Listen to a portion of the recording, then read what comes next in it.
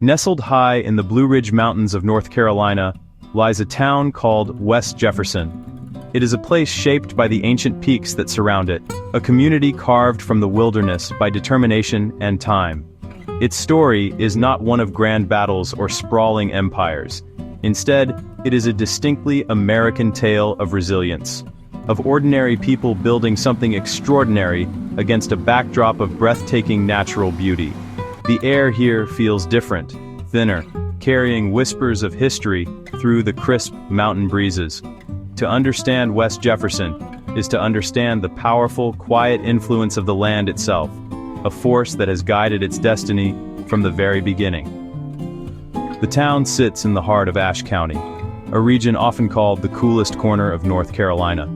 This is not just a reference to its pleasant summer temperatures, but to a certain spirit that defines the place. Long before the first European settlers laid eyes on these mountains, this land was home to Native American peoples. The Cherokee and other Siouan-speaking tribes saw these peaks not as obstacles, but as sacred and sustaining places. They hunted in the dense forests, fished in the clear waters of the New River, and established pathways that followed the natural contours of the terrain. The mountains provided shelter, sustenance, and a profound spiritual connection to the world around them. Their presence is etched into the landscape, a reminder that we are not the first to call this place home. The arrival of European settlers in the mid-18th century marked a period of profound change. These were hardy, self-reliant people, mostly Scots-Irish, English, and German descent. They sought new lives inland, following river valleys and mountain gaps long used by native peoples.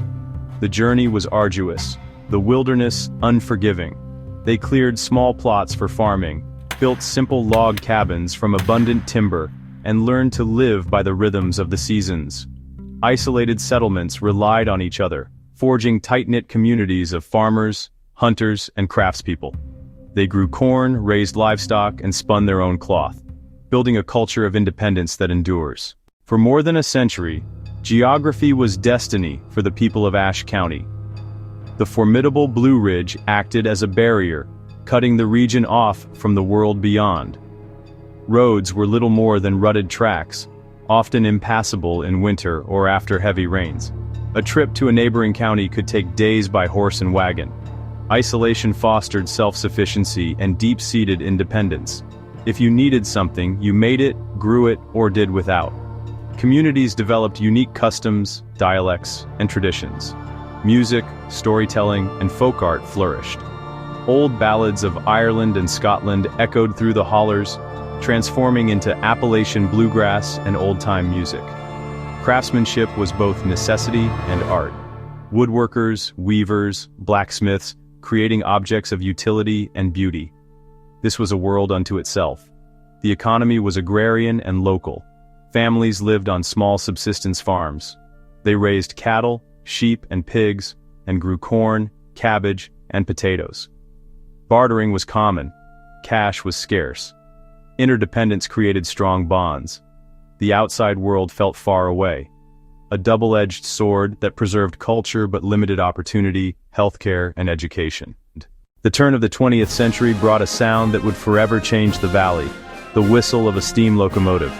After years of dreaming and difficult labor, the Virginia-Carolina Railroad, nicknamed the Virginia Creeper, snaked into Ashe County in 1914. It was not just a track of steel, it was a lifeline to the outside world.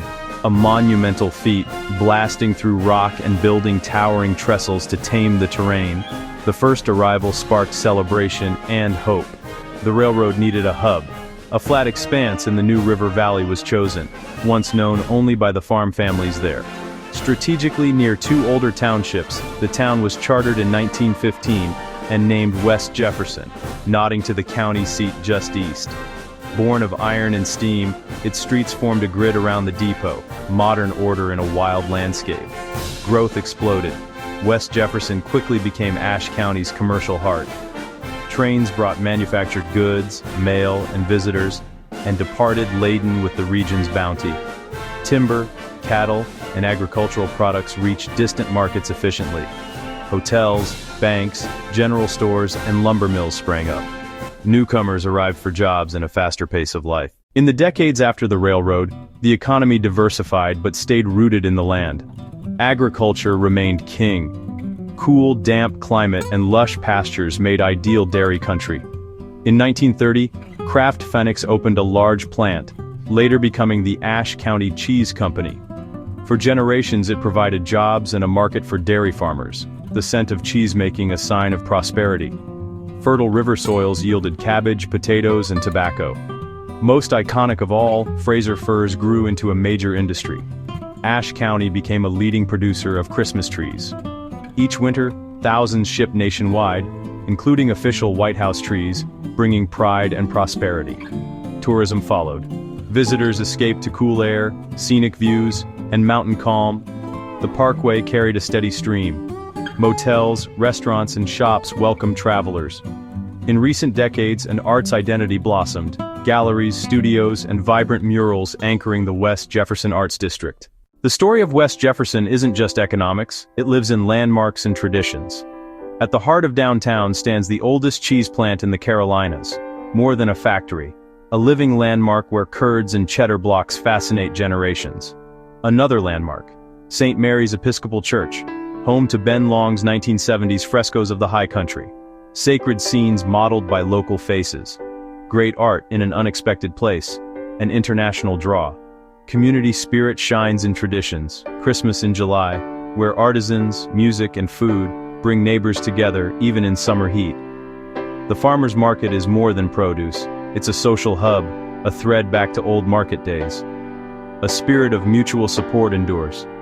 Pride in place and care for history while welcoming newcomers. Resilience born of mountain hardship, and warmth born of small-town life.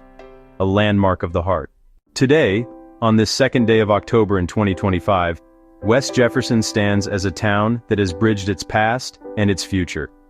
Downtown streets once built for the railroad now bustle with art galleries, antique shops, and modern cafes. Historic bricks preserved and repurposed. Like many small towns, it weighs growth against character, attracting newcomers while keeping a close-knit feel. Tourism thrives on authentic culture and natural beauty, not manufactured attractions, but real experiences of place. Self-reliance and creativity, born of isolation, still define West Jefferson. The farmer's grit alive in the entrepreneur's ribbon cutting. The balladier's spirit echoes in today's artists. Continuity is the town's strength, its future rooted in its past. Shaped by the ancient New River and the watchful Blue Ridge, West Jefferson proves a place can be historic and vibrant, traditional and forward-looking. It endures, a small town with a large history, still writing its story high in the Carolina mountains.